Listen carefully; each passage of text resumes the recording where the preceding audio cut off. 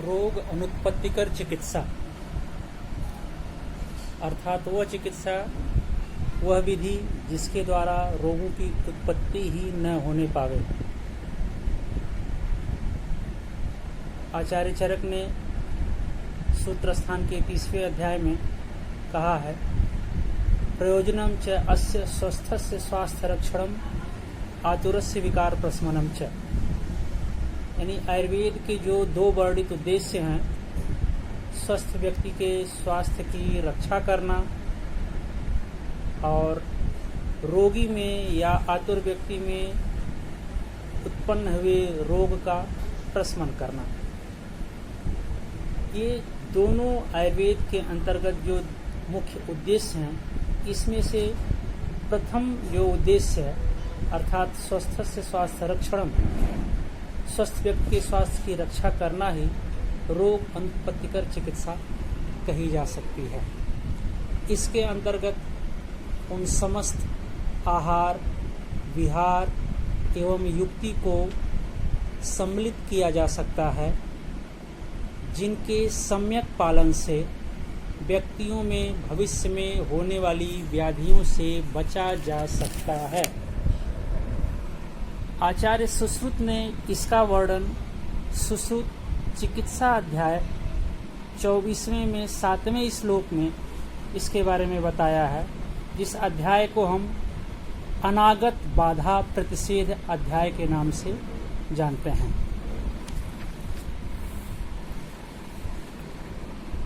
इस चिकित्सा में रोगों की उत्पत्ति न हो, इसके लिए आचार्य चरक ने सूत्र स्थान के द्वितीय चतुष्क के 4 अध्यायों का नाम ही स्वस्थ चतुष्क रखा है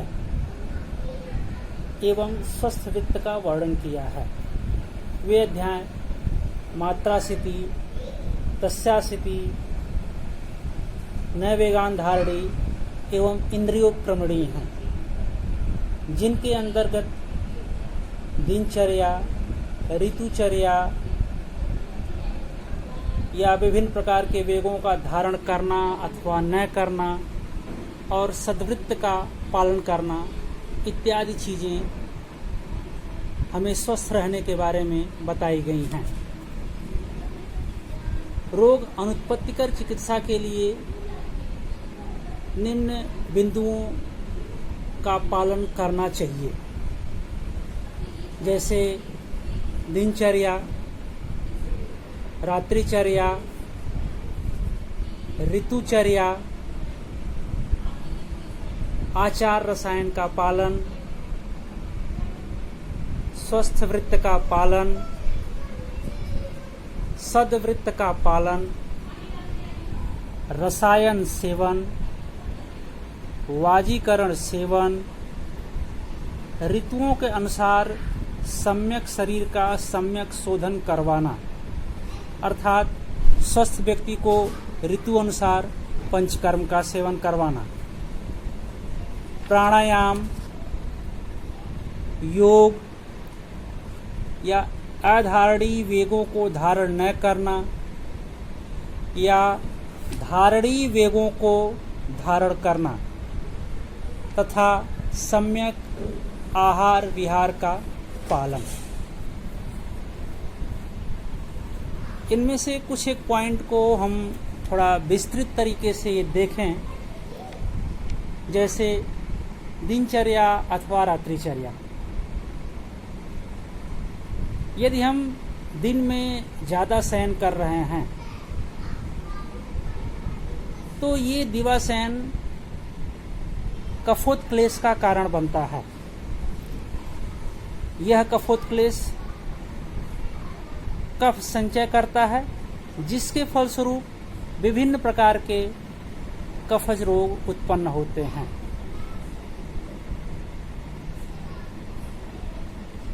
यही प्रक्रिया रात्रिचर्या में भी हो सकती है कि यदि रात्रिचर्या में कुछ सम्यक तरीके से हम निद्रा का सेवन यदि नहीं कर रहे हैं तो निद्रा जनित विकार हमें उत्पन्न हो सकते हैं,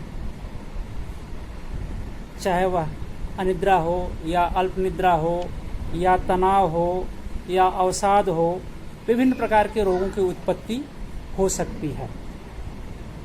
हमारे विषय का नाम आज रोग अनुत्पत्तिकर चिकित्सा है, तो इसमें हमें ये ध्यान देना पड़ेगा कि जब चिकित्सा के पॉइंट से हम देखते हैं तो निदान परिवर्जन को प्रथम चिकित्सा कहा गया है। संक्षेप्त है क्रिया योगो निदान परिवर्जनम। तो निदान परिवर्जन के ही परिप्रेक्ष्य में, जैसे अभी हमने कहा रात्रिचर्या, यदि हम समय पर निद्रा का सेवन नहीं कर रहे हैं तो निद्रा के वेग धारण से होने वाले रोग उत्पन्न हो सकते हैं। इसलिए उसको अवॉइड करने के लिए कि ऐसे विकार हमें न होने पावें, तो हमें रात्रिचर्या का पालन करना पड़ेगा। या दिवा शयन का भी हमने अभी एग्जाम्पल दिया कि यदि दिवा शयन कर रहे हैं तो कफजनित विकार हो सकते हैं। या दिन में अभी ग्रीष्म ऋतुचर्या चल रही है और दोपहर काल में यदि उष्णोदक का पान कर रहे हैं तो यह उष्णोदक पित्त को प्रकोपित करेगा, फलस्वरूप पित्तजन्य विकार, संचय के फलस्वरूप पित्तजन्य विकार शुरू हो सकते हैं। इसलिए हमें दिनचर्या या रात्रिचर्या पर विशेष ध्यान देना चाहिए। अगला पॉइंट ऋतुचर्या। पूरे संवत्सर को 6 ऋतुओं में शस्त्र ऋतु की दृष्टि से बांटा गया है। शिशिर, बसंत, ग्रीष्म, वर्षा, शरद, हेमंत। अभी बसंत ऋतु बीती है। बसंत ऋतु कफ का प्रकोपा काल है। अब यदि इस प्रकोपावस्था में हम यदि कफजन्य विहारों का सेवन करेंगे, आहारों का सेवन करेंगे, विहार जैसे अत्यधिक निद्रा का सेवन, आहार जैसे दही है, मलाई है, या ऐसे कफवर्धक आहारों का सेवन, तो एक तो कफ प्रकोपावस्था में है, इस ऋतु में नेचुरली रहता है, और यदि हम आहार विहार का ऐसा सेवन कर रहे हैं तो वो कफ और बढ़ेगा, तो फलस्वरूप हमें कफजन्य रोग हो सकते हैं। इसलिए ऋतुचर्या का भी पालन करने को कहा गया है। इसी के परिप्रेक्ष्य में पंचकर्म में शोधन चिकित्सा के अंतर्गत वमन कर्म का विधान किया गया है, ताकि जब दोष उल्बण अवस्था में रहें, बढ़े हुए अवस्था में रहें, तो उनको आसानी से निकाला जा सके। और इसलिए वासंतिक वमन का विधान है। यह वमन रोगी व्यक्तियों के अलावा स्वस्थ व्यक्तियों के लिए भी है, क्योंकि स्वस्थ व्यक्तियों के शरीर में भी त्रिदोषों की गति समय समय पे होती रहती है। कभी कोई दोष बढ़ा हुआ है, कभी कोई दोष। तो एक एग्जाम्पल के तौर पे कि बसंत ऋतु में कफ बढ़ा हुआ है, इसलिए हमें कफ के निर्हरण हेतु वमन कर्म कराना चाहिए।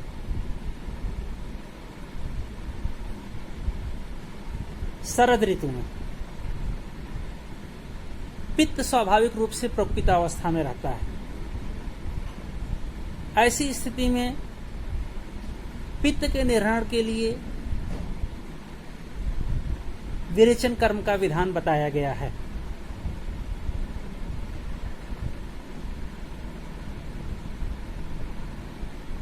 चिकित्सा के हिसाब से हमें ये ध्यान रखना पड़ेगा, वमन विरेचन दोनों की प्रारंभिक प्रक्रियाएं लगभग समान हैं। जैसे घृतपान रोगी की अवस्था के अनुसार आप सादा घृतपान भी करा सकते हैं, अन्यथा आप उसको औषधि युक्त घृतपान या स्नेहपान करा सकते हैं।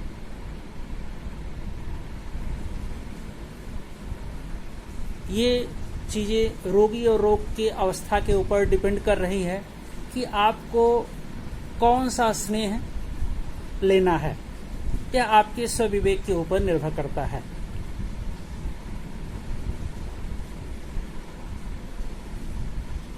जैसे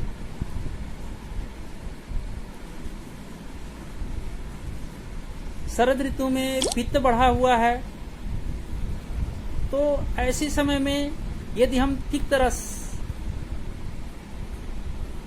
से साधित औषधियों से युक्त स्नेह का पान करावें तो वो बेहतर रहेगा। इसके लिए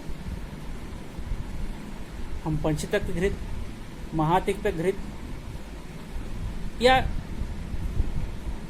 बाजार में बहुत सारे मार्केट प्रिपरेशन अवेलेबल हैं जो तिक्त रस साधित हैं, उनको ले सकते हैं।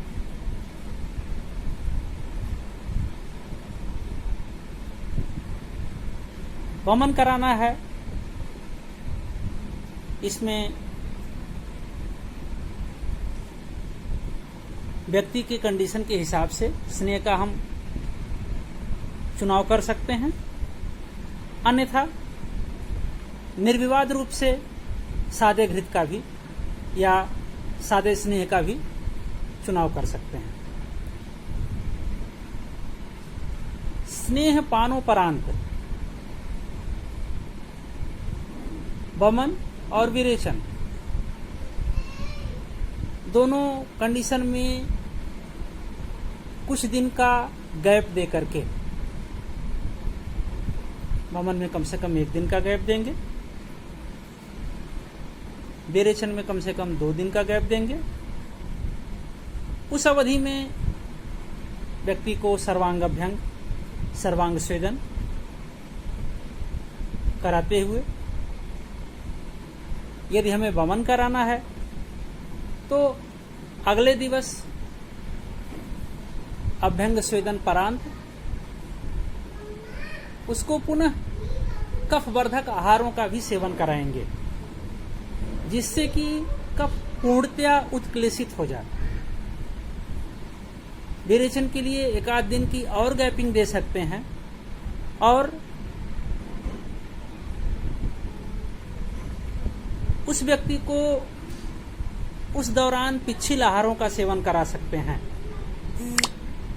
तदुपरांत जिस दिन हमें वमन या विरेचन कराना है, उस दिन उन वामक औषधियों का पान करा के उस प्रक्रिया को हम संपन्न कराएंगे।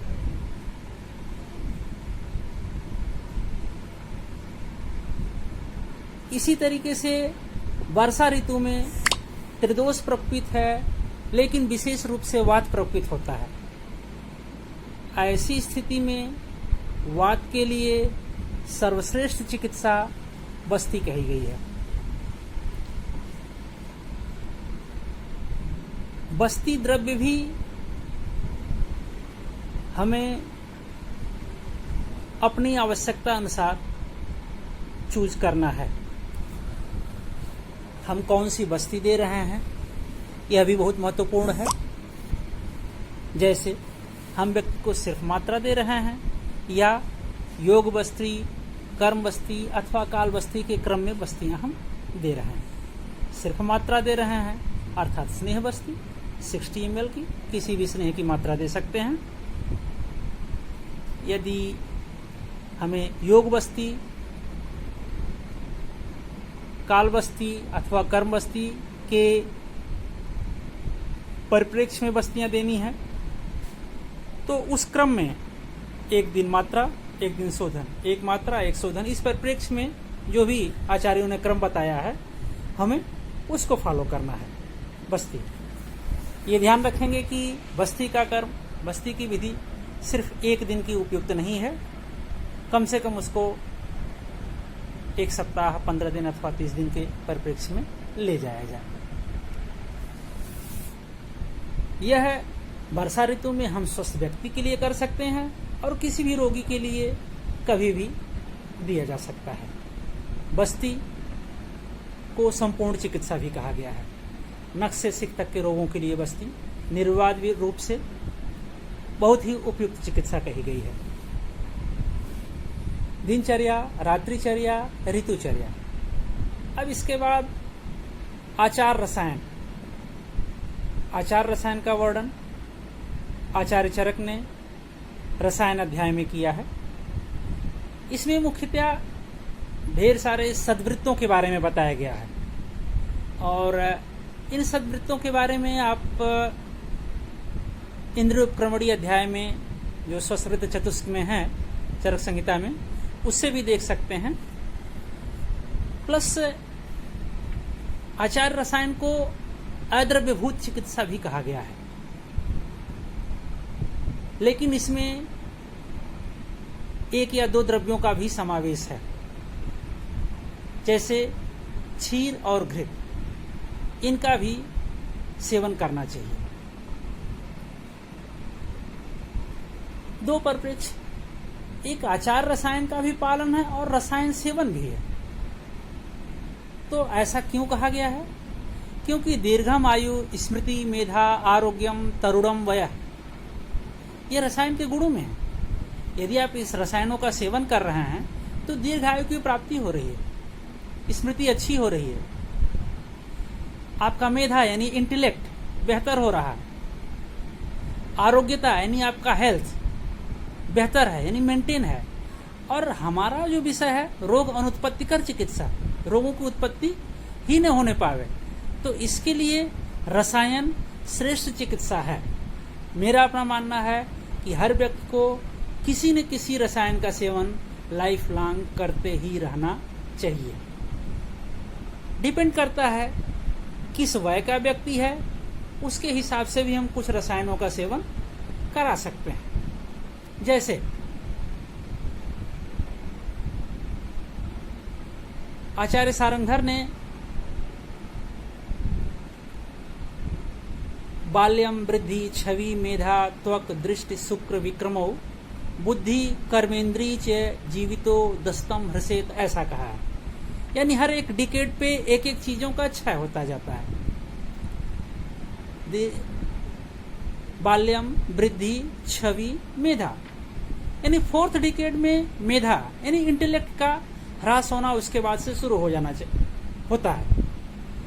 ऐसी स्थिति में ब्राह्मी है, संपुष्पी है, वचा है, या किसी न किसी एक रसायन का सेवन हम कर सकते हैं।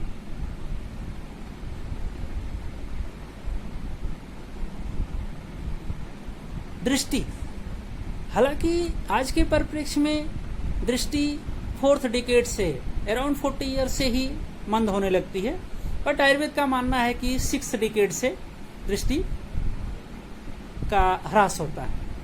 तो ऐसी स्थिति में हम क्या करेंगे? चाहे सप्तामृत लौह का सेवन, या रसायन के तौर पे जो नेत्र के लिए हैं तो त्रिफला रसायन, चाहे त्रिफला घृत का सेवन, या त्रिफला घृत नहीं अवेलेबल है तो त्रिफला चूर्ण घी के साथ इनका सेवन हम कर सकते हैं।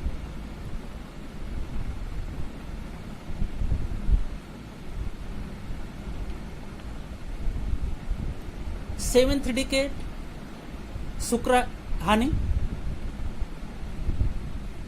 शुक्र के परिप्रेक्ष्य में जो वाजीकरण औषधियां हैं उनका भी सेवन कर सकते हैं। लेकिन आचार्य चरक ने कहा है तद वृष्यम तद रसायन, यानी जो वृक्ष है वही रसायन है। क्यों? दोनों का जो परिप्रेक्ष्य है अल्टीमेटली धातुओं को पुष्ट करना ही है। तो ये हमें जज करना होगा कि इस व्यक्ति को हम रसायन दें या इस व्यक्ति को हम वाजीकरण दें, या कौन सी औषधियां आवश्यक है। तो वाजीकरण औषधियों का भी सेवन रोग अनुत्पत्तिकर में इस हिसाब से हम करा सकते हैं। इसके अलावा स्वस्थ वृत्त का पालन, किसी भी व्यक्ति को आप सुबह जल्दी उठिए, वॉकिंग कीजिए, आसन कीजिए, योगा कीजिए, प्राणायाम कीजिए, तदुपरांत कुछ नाश्ता लीजिए, स्नान कीजिए, जो दिनचर्या का फॉलो है, इससे हमारा रूटीन मेंटेन रहता है। या इसके अलावा सद्वृत्त का पालन, हमारे मानसिक स्वास्थ्य के लिए सद्वृत्त बहुत ही महत्वपूर्ण चीजें हैं, तो सद्वृत्त का पालन भी होना चाहिए। प्राणायाम या योग हमारी दिनचर्या में एक महत्वपूर्ण स्थान रखता है। हमारी इंद्रियों को स्वस्थ रखने में, शरीर को स्वस्थ रखने में योग एवं प्राणायाम का बहुत ही बेहतर रोल है। या अधारणीय वेगों को धारण न करना, जैसा अभी पीछे निद्रा के परिप्रेक्ष्य में आया है, या धारणी वेगो जो मानसिक, वाचिक और शारीरिक हैं, उनको बलात् धारण करना, या सम्यक आहार विहार का पालन करना। यदि हम इसको फॉलो कर रहे हैं तो ये मान के चलें कि जो आने वाले रोग हैं हम उनकी उत्पत्ति से बच सकते हैं। और इसके रेफरेंस के तौर पे आचार्य चरक ने सूत्रस्थान के 5वें अध्याय में मात्रास्थिति अध्याय में कहा है, नगरी नगरस्यमेव रथस्येव रथी यथा स्वशरीरस्य मेधावी कृत्स्येव वहितो भवेत्। यानी जिस प्रकार नगरपाल नगर की रक्षा में या रथ की रक्षा में सारथी हमेशा लगा रहता है, उसी तरीके से हमें अपने शरीर की रक्षा में भली प्रकार से लगे रहना चाहिए। और यदि हम लगेंगे तो हम ये मान के चलेंगे कि रोग की उत्पत्ति के चांसेस हमें कम रहेंगे। धन्यवाद।